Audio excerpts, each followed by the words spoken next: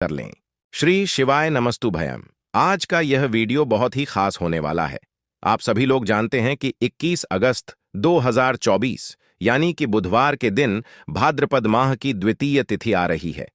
दोस्तों, इसी दिन किया जाने वाला पंडित जी द्वारा बताया गया 7 चने की दाल वाला उपाय आप लोगों को जरूर करना चाहिए। यदि आप लोगों ने इस भाद्रपद के महीने में यह 7 चने की दाल वाला उपाय नहीं किया है, इस बार यह उपाय जरूर कर लेना, क्योंकि दोस्तों, यह एक ऐसा उपाय है जो कि इस उपाय को करने के पश्चात दोस्तों आपको फिर कोई और करने की जरूरत नहीं है, क्योंकि सबसे बड़ा और सबसे नया यह उपाय पंडित जी ने अपनी अभी की सीहोर की कथा में ही बताया है, जिस उपाय को आज हम आपको बहुत अच्छे से समझाने वाले हैं।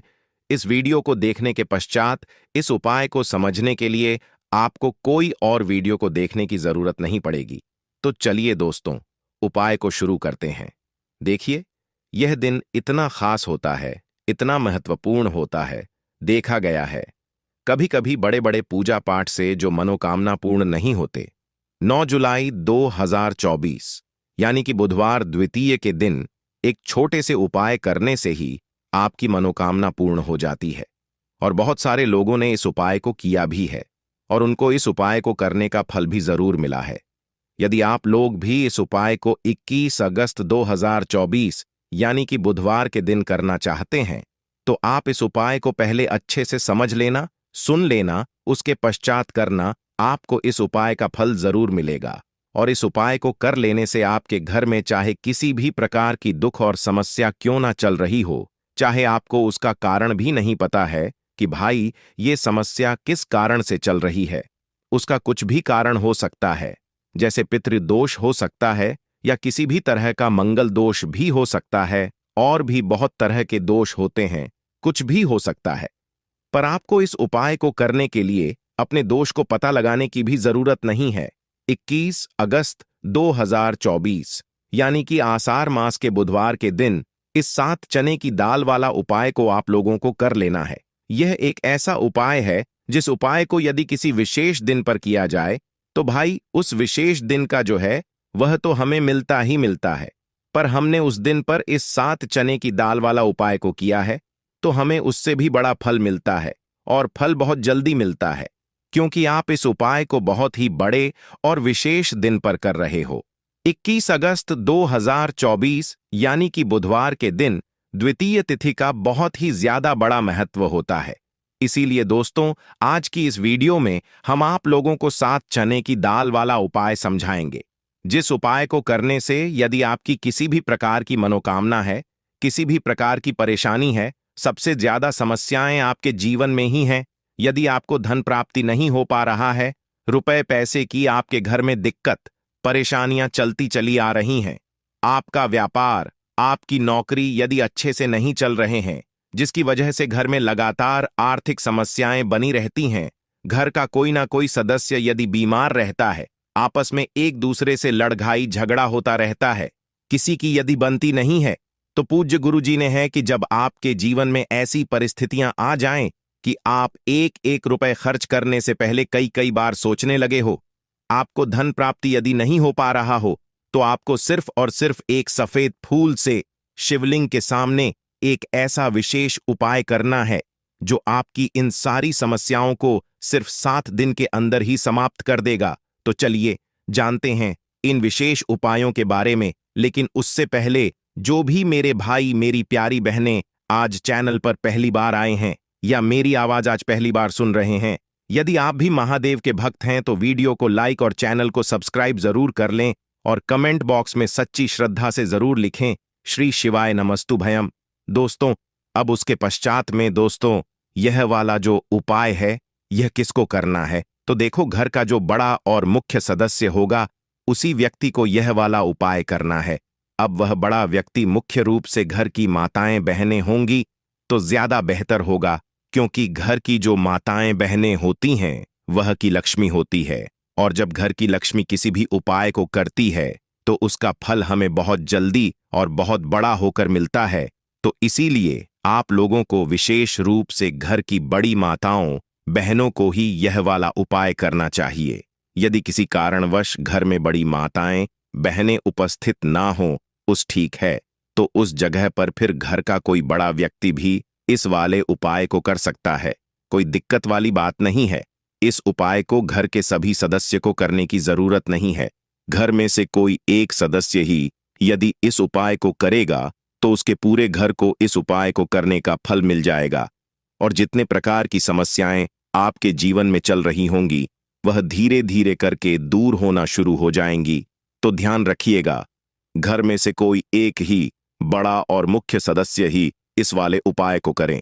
विशेष रूप से घर की माताओं बहनों में से कोई एक माता बहन इस वाले उपाय को करें। ठीक है, यह बात आपको समझ आ गई।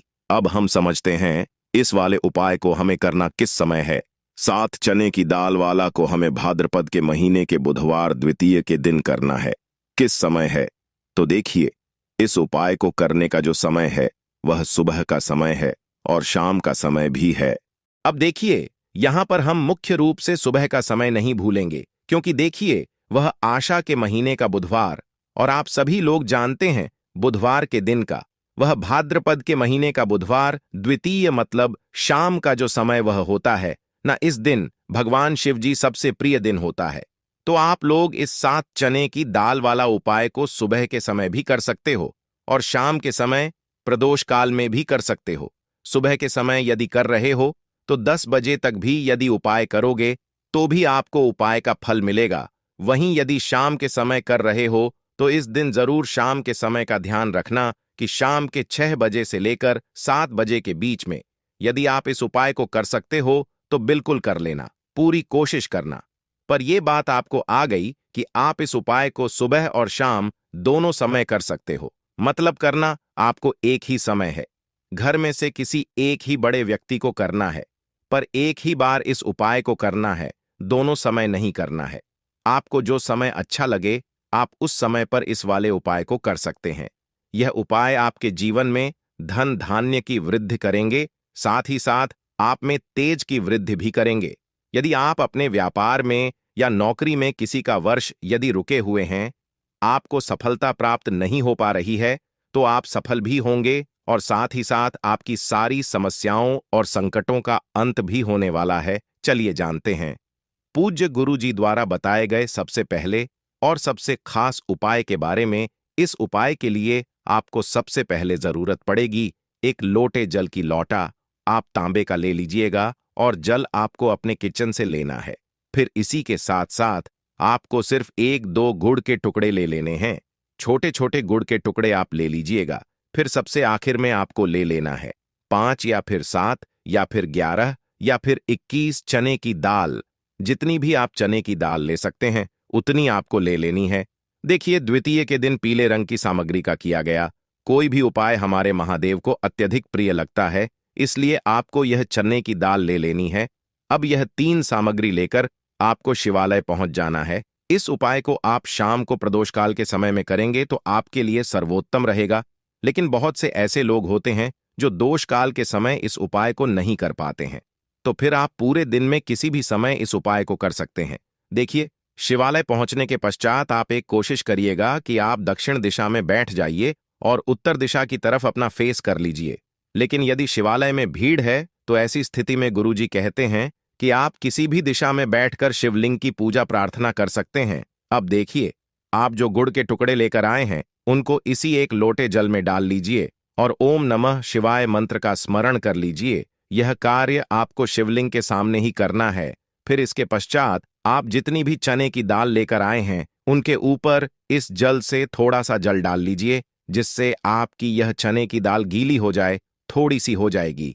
अब आपको चने की दाल यह अपनी हथेली में है और महादेव से प्रार्थना करनी है। लेकिन कौन से महादेव से? बृहस्पति शवर महादेव से आपको प्रार्थना करनी है कि मेरे जीवन में धन प्राप्ति से संबंधित बहुत ज्यादा समस्याएं चल रही हैं, व्यापार अच्छे से नहीं चल रहा है, नौकरी में कोई ना कोई बाधा आ जाती है। जिस भी प्रकार की आपकी मनोकामना हो उस मनोकामना का स्मरण करिए। बृहस्पति ईश्वर महादेव से उसका कामना को पूर्ण करने की प्रार्थना करिए और फिर चने की दाल आपको शिवलिंग के ऊपर समर्पित कर देनी है। जितनी भी चने की दाल आप लेकर आए हैं उनको एक साथ शिवलिंग के ऊपर समर्पित कर दीजिए।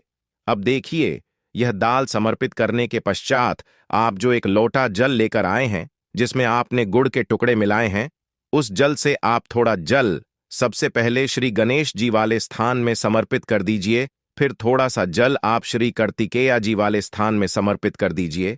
फिर थोड़ा सा जल अशोक सुंदरी वाले स्थान में समर्पित कर दीजिए। और फिर थोड़ा सा जल माता पार्वती के हस्त कमल में समर्पित करते हुए आपको बाकी बचा हुआ पूरा जल शिवलिंग के ऊपर समर्पित करते जाना है और लगातार शिवाय या फिर शिव महापुराण के मूल मंत्र श्री शिवाय नमस्तु भयम, इन दोनों में से किसी भी एक मंत्र का लगातार स्मरण करते जाना है।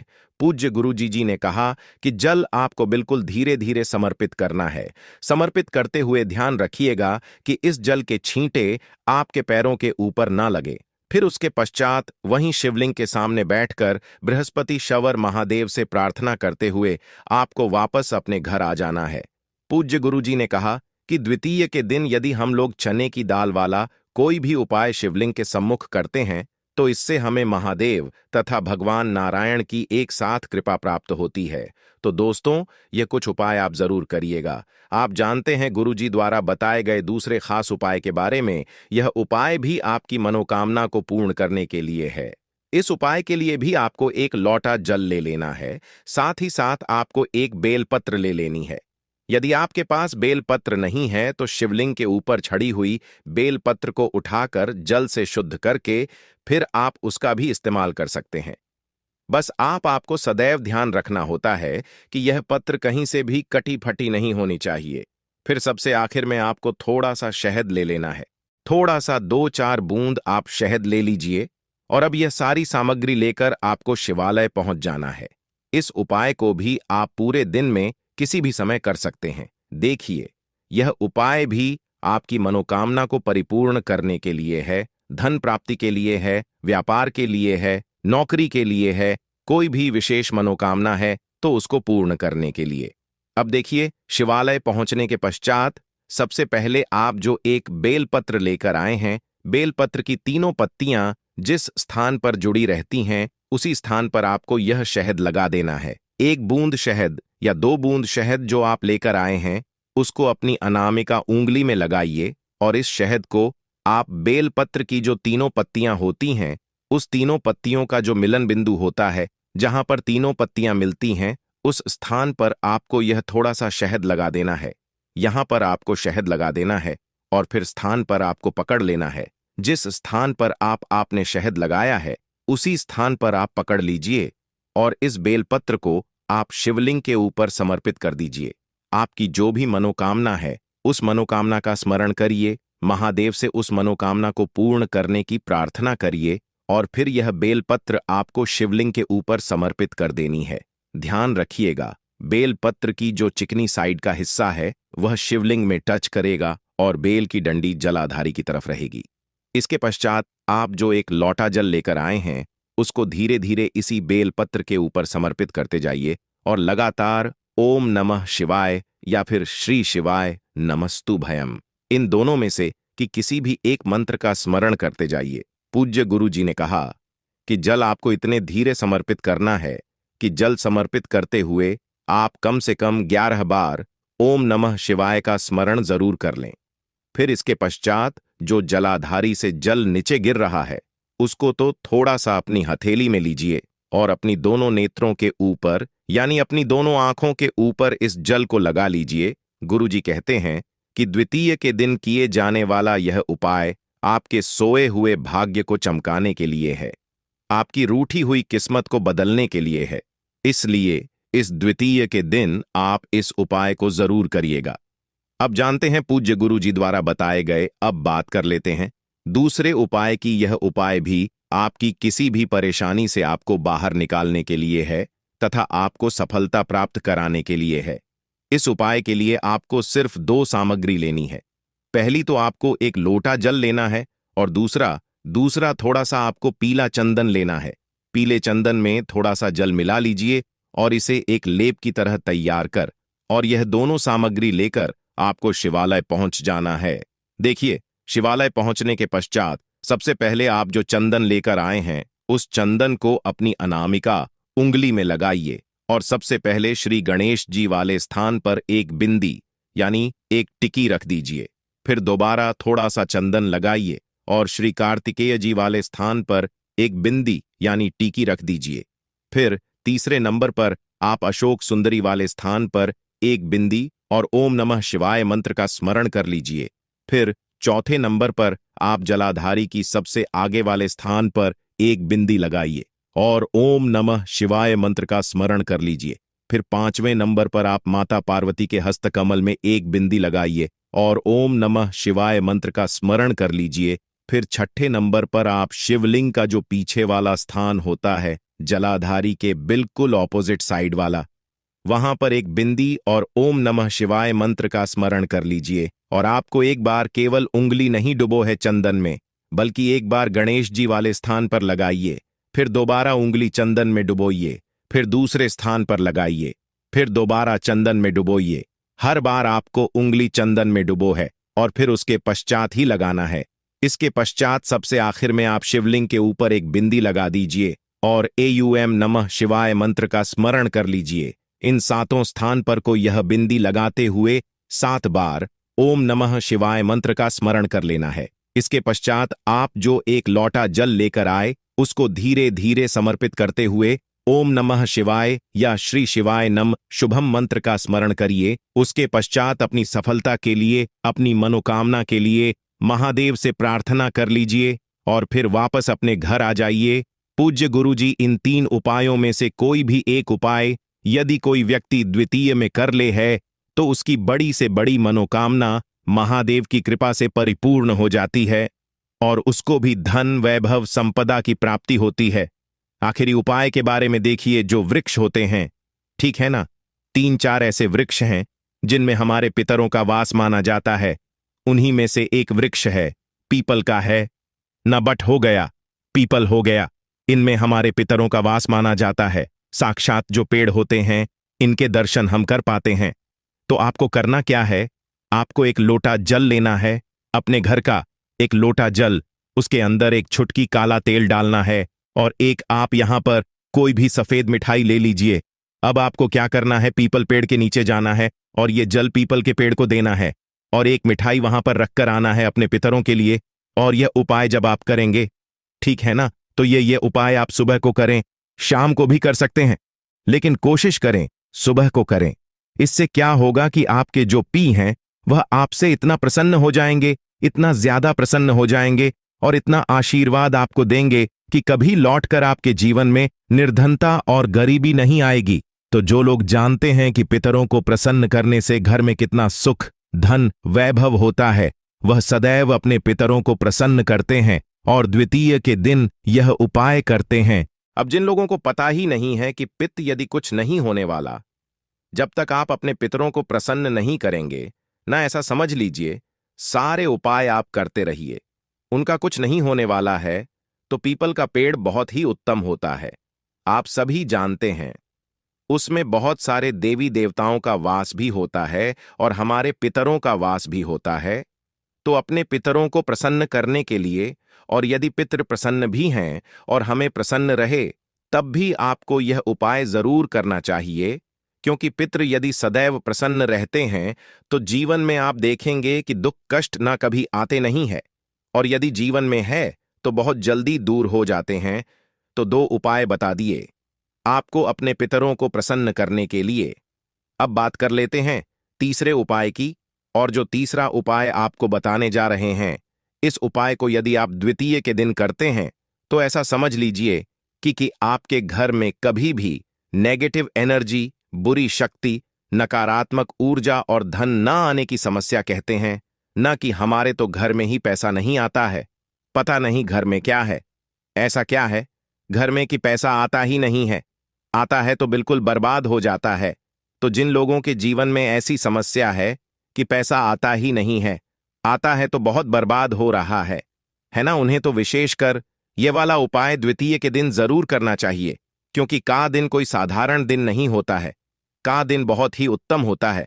और यह जो ज्येष्ठ की द्वितीय आई है ना, जिस दिन की जयंती है, ऐसा समझ लीजिए साल की सबसे बड़ी है और ऐसा मौका आपको फिर इस साल में नहीं मिलेगा, बिल्कुल चूकना नहीं है।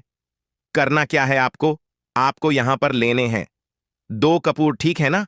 2 कपूर लेने हैं और आपको लेनी है 4 फूल वाली लौंग, 2 कपूर 4 फूल वाली लौंग। और इन दोनों आपको किसी भी बर्तन के अंदर रखना है और इसे अपने घर के किसी भी कमरे में जला देना है।